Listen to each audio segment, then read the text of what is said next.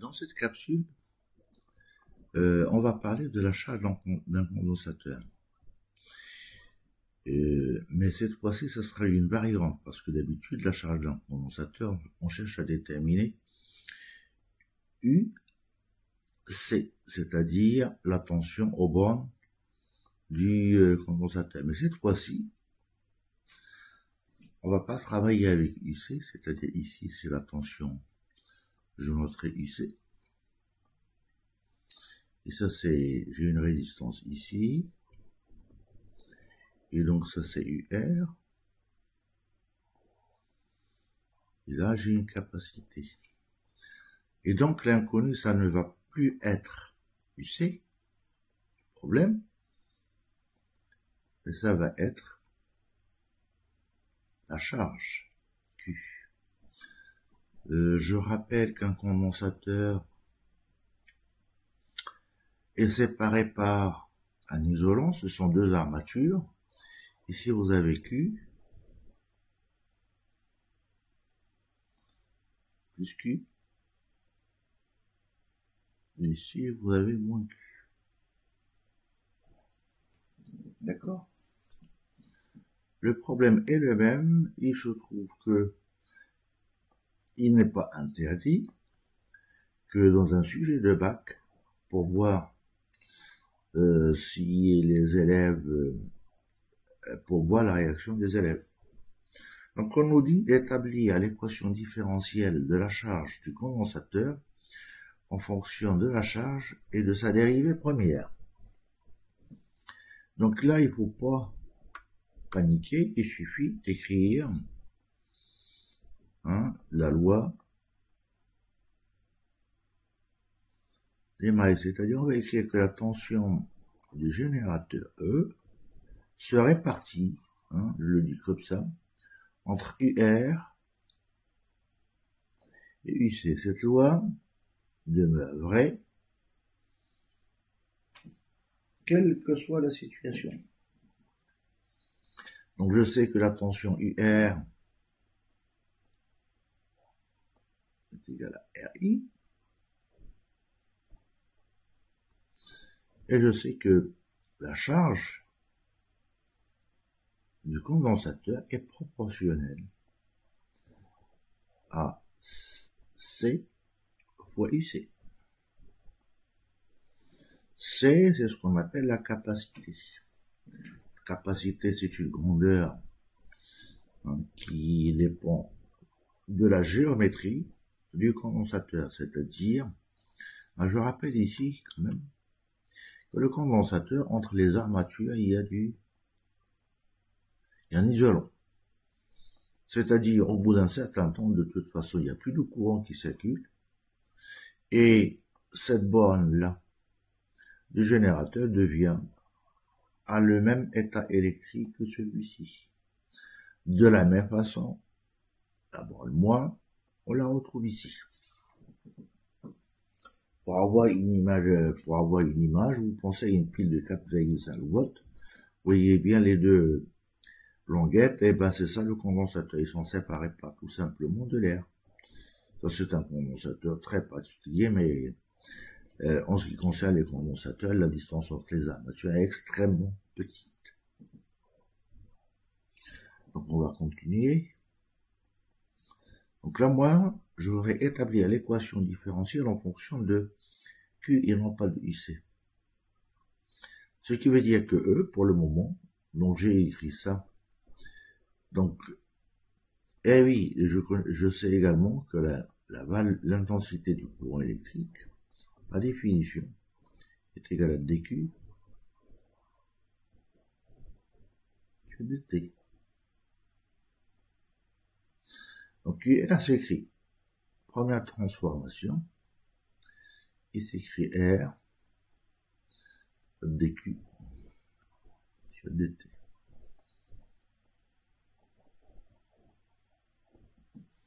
Là, c'est la première des choses. Voilà, j'ai établi la dérivée première de la charge. Et j'ai UC. Et UC, je mettrai en main ici. Et UC, est égal à Q sur C. Voyez bien que il n'y a aucune difficulté particulière, il suffit de mettre en place toutes les définitions. Donc, équation 1, l'équation s'écrit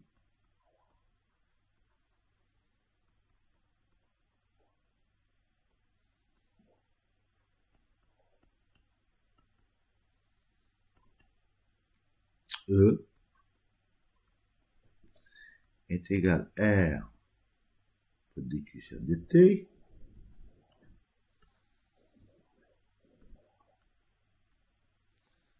plus IC, c'est-à-dire Q sur C. Donc voilà l'équation demandée. Écrire de la charge du condensateur en fonction de Q dQ sur dt. Donc on va l'écrire plus proprement. Donc on va mettre on va écrire R dQ sur dt plus Q sur C est égal à E.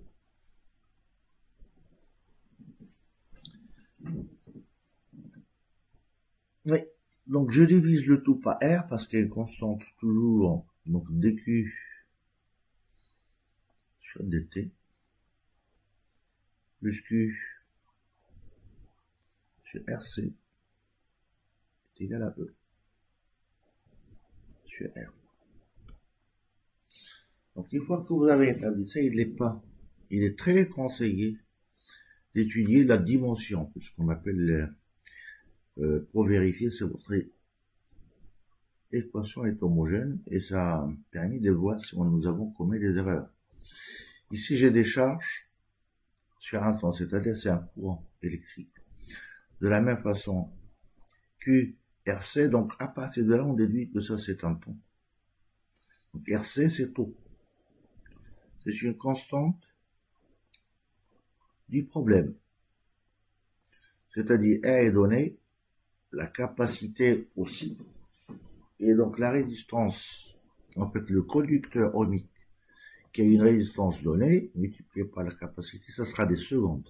Donc, je le rappelle ici, l'unité ici, ce sont des ohms, et C, ça sera des farad.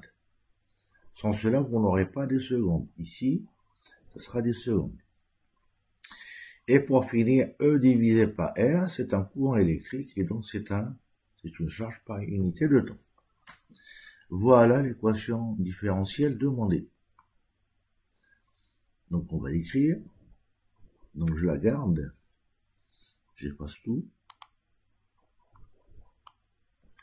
C'est la partie la plus, je dirais, délicate dans le sens où les élèves n'ont pas l'habitude de la manipuler. Alors, quand on fait une chose la première fois, eh ben ça peut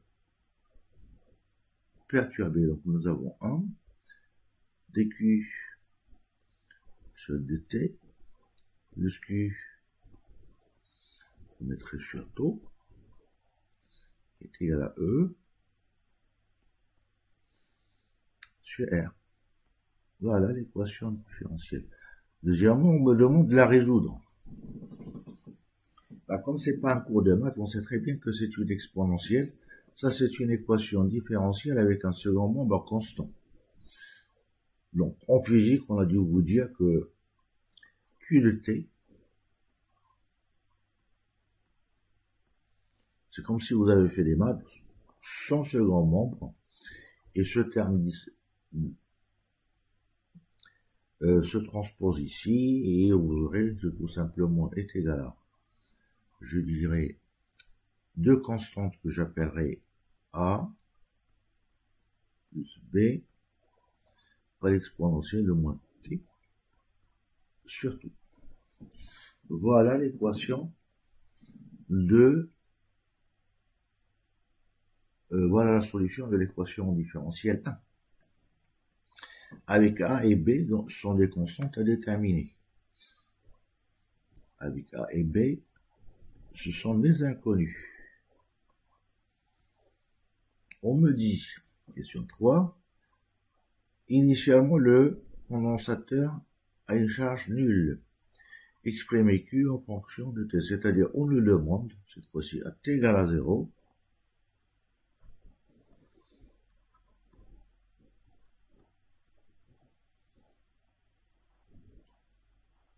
Q de 0 égale à 0.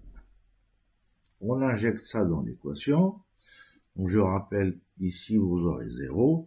Cette condition se traduit par A plus B égale à 0.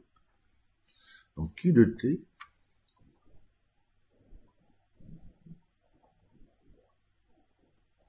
peut s'écrire sur la forme A, 1 moins l'exponentielle de moins T sur 3. Bien sûr, là, il va falloir déterminer au bout d'un temps très grand, on dira qu'on peut tendre à l'infini, quelle est la charge? Eh bien, la charge, je vais la déduire directement d'une relation de tout à l'heure. C'est-à-dire, on sait qu'au bout d'un temps infini ou très grand,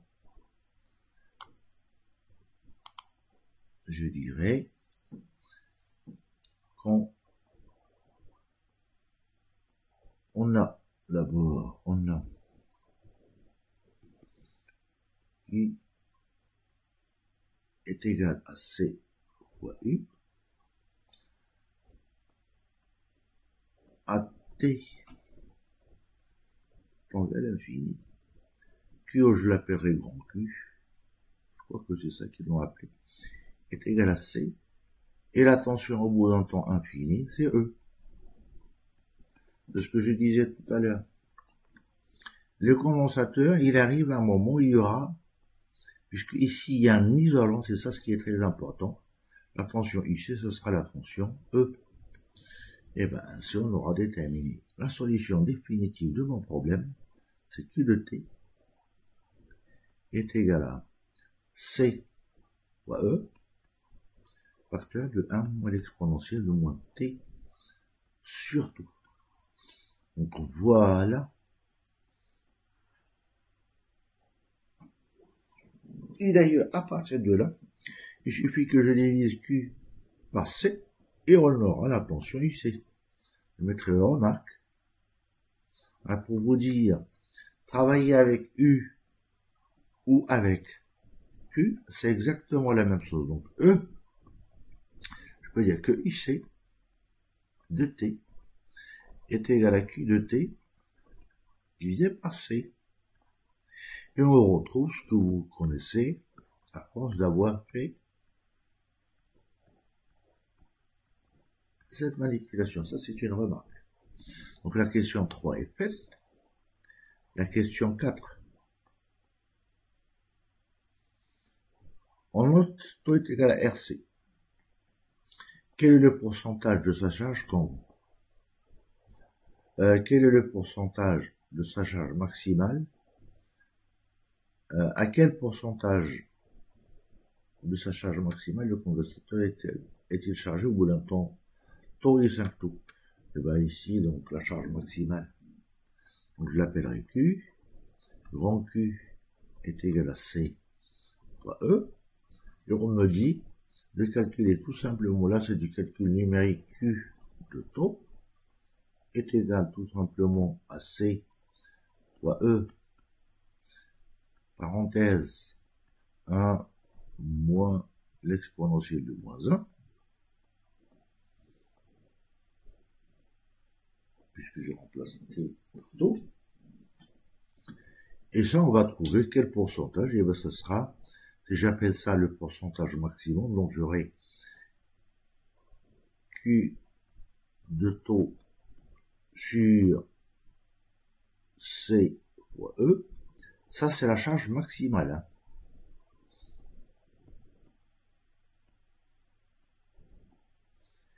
Est égal si... en général, ça c'est un nombre à force de le manipuler, je pense que c'est égal à 63%.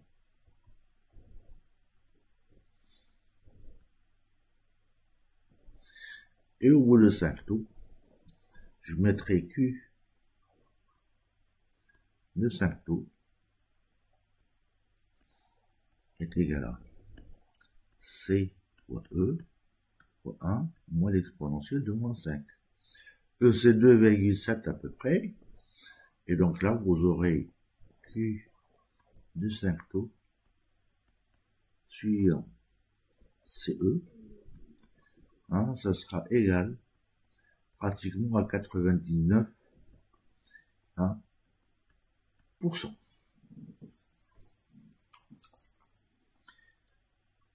Bien, j'espère que cette capsule a été utile surtout pour les élèves qui ne sont pas très à l'aise avec les condensateurs, ou c'est une variante tout simplement des problèmes qu'on trouve tout le temps.